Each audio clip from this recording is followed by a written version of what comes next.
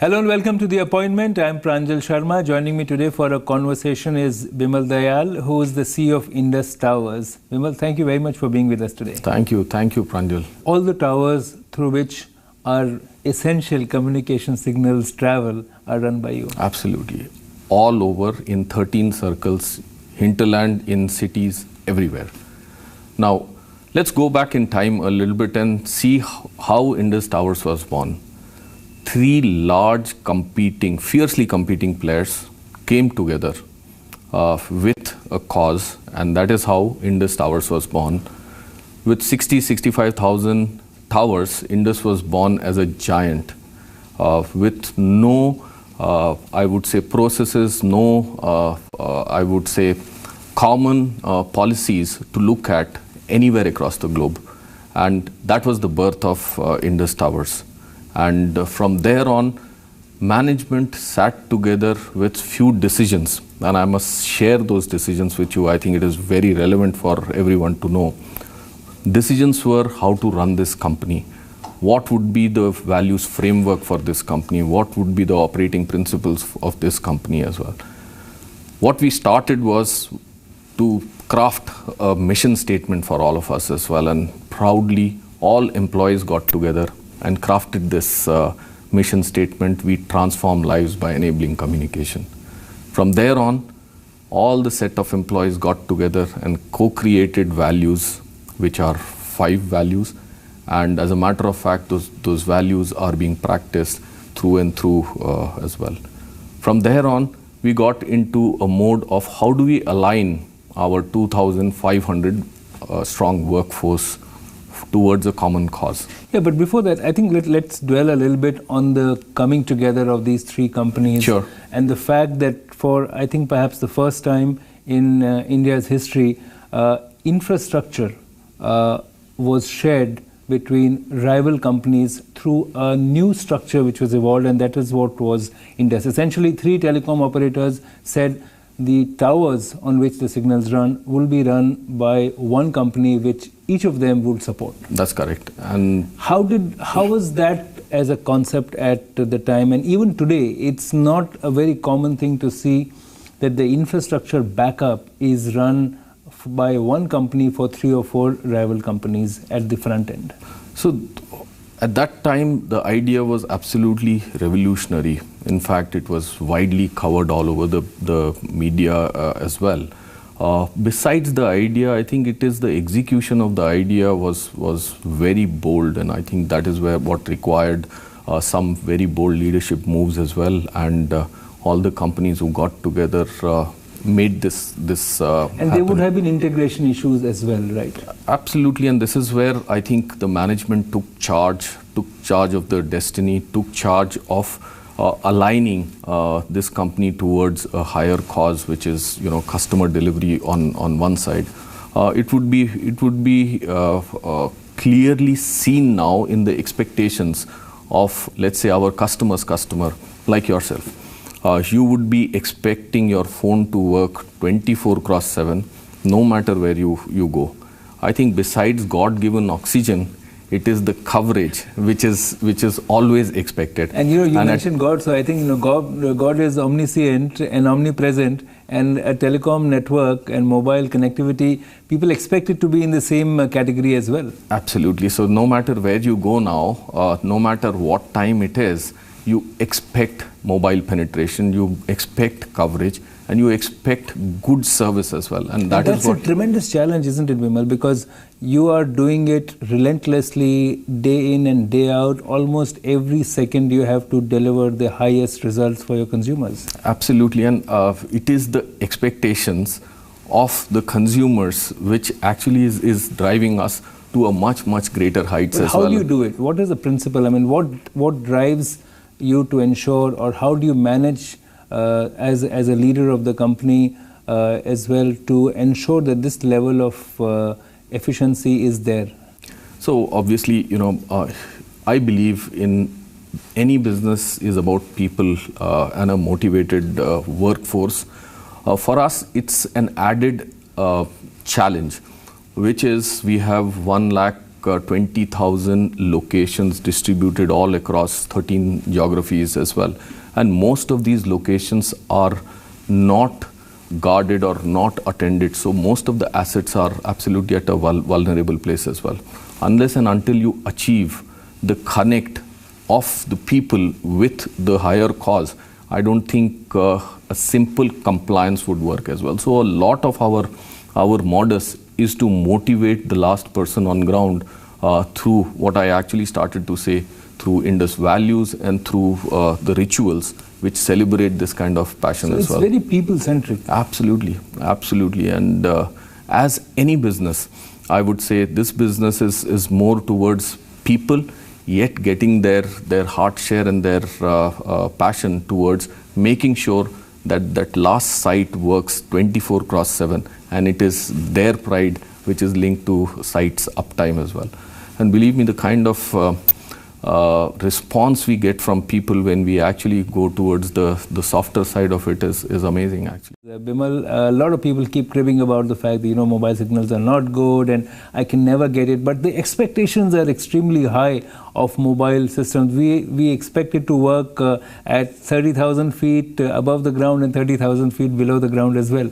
Well, this is exactly the expectation which drives us, as I mentioned as well. Entire workforce, which is 30,000 strong, indirect employees, 2,500 employees, strive towards making sure just one thing, that these towers are fired up 24/7 and giving the service to our customers the way they should. What are the challenges that you faced? I mean, we've seen several times that there are disasters, there are natural disasters, there are calamities, sometimes there's a power failure, but somehow the networks seem to work when it really matters. And I'm sure you've had several interesting examples of how you overcame those situations. Oh, this happens all the time, and I think life is never dull when it comes to those moments as well. But I would like to take you to one of our taglines, which I think we certainly believe in, and that's where we live our Indus values, which is putting India first as well. And I think a lot of companies are actually taking a route towards that as well. And here is our differentiator, that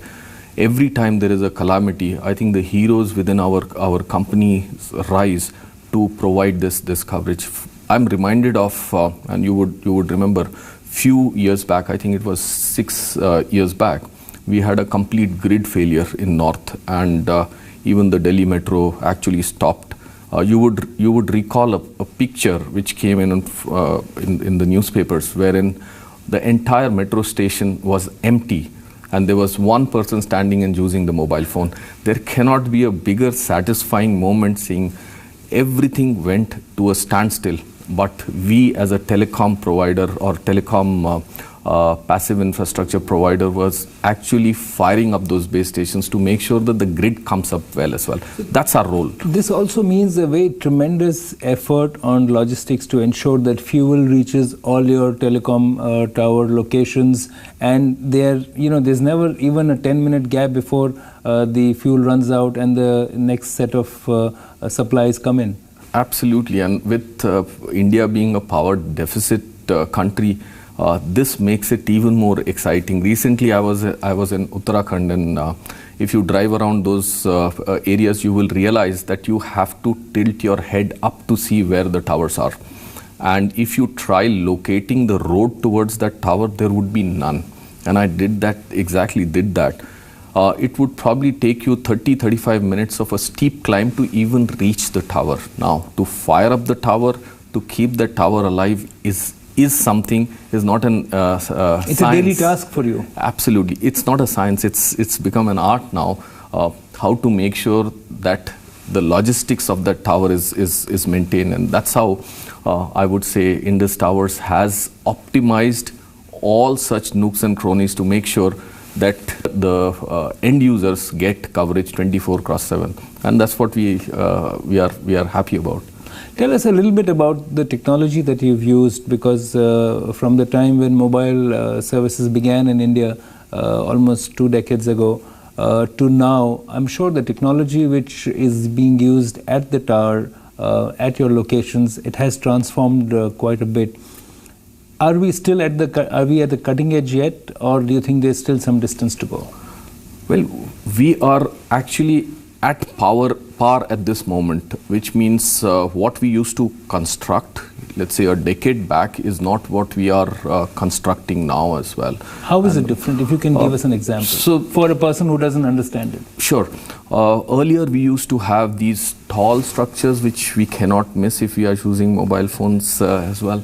The structures are changing because of the changing needs of the customers as well, and I don't want to get into too much of technology here, but we are rolling out higher spectrum, which means we need lighter towers closer to point of consumption, which is street level as well. So the way we used to make towers and the kind of towers are changing, and you would see a lot of ground-based masts all around. Rather than the lattice towers which were used earlier. There is one thing which is coming in is the aesthetics now, and we certainly want our skyline to be much better than what it used to be. Hence, more camouflaged, more aesthetic, lighter towers are coming into the picture. But that's not all when it comes to use of technology as well. The way they are being maintained, the way they are fired up as well is also changing, and I must say that we are reaching at the helm of that cutting edge era as well. Now, let me also say that earlier this task force was being managed through voice calls. Now we have enabled all our workforce as a Indus innovation with smartphones, with tablets, only to make sure that there is good amount of utilization of their time as well. And also we are monitoring their whereabouts for their own safety, and if there is an incident, the reaction time from us is less than 30 minutes. So reaching there is important, being there with them is important, monitoring them is important as well. So your network operation centers, NOCs, you of course monitor those, but even the people who are servicing the towers are being monitored and supported in a real-time situation. Absolutely. But this is where we are. Where we are going is even more exciting. Our endeavor is to make sure that we remove all the moving parts from the towers as well, which means less maintenance, less darkroom concept or more darkroom concept in which there is no intervention. However, there is one aspect which is little bit less touched, is the integrity of the structure, integrity of the tower structure as well. And this is where we are actually putting a lot of our future efforts. Just to tell you, we have also started to use drones for our checking the structural integrity as well. And I think that is one area which can bring a lot of things which are not visible to us at this moment, which are only visible. What will a drone do exactly in monitoring or managing a telecom tower? So this is very, I would say, innovative thing, because within 30 minutes, a drone can take a picture of the tower. The backend software can look at the images, give you exact locations of the equipment installed, and integrity of all the nuts, bolts, galvanization, rusting, and so on and so forth, which is a very tedious task done manually. And this can actually revolutionize the way we actually do business. You have started doing this. It's in the trial phase, and we would certainly scope it up as well. This technology is here to stay, especially in this industry where the third dimension is a dimension which is much higher than what an ordinary person can reach, and that's where drones come in. And therefore you can also go deeper into the country and provide services there. Absolutely. Bimal, you've been telling us about how technology like drones are already in pilot stage, and you would be able to service the towers to ensure that there's even minimal downtime for the towers. But there is also an overwhelming dependence on fossil fuel, on diesel, to make sure that the towers are running constantly, and that has a serious implication on environment, on the carbon footprint. Now, what are the efforts on to ensure that the dependence on diesel, especially when you can't probably depend on electricity supply in all the areas, what is the way ahead? So this is one topic which this entire company is extremely passionate about, and ever since our inception, Environment has been one of our values, and as I did mention that environment being value, we continue to practice anything and everything around environment and celebrate it as well. Diesel being one of our critical resources to fire up our towers became one of the areas of improvement which we wanted to bring in as well. And we started lots of initiatives around first energy consumption reduction, then making sure that we turn our sites into greener sites, which means we do not fill diesel.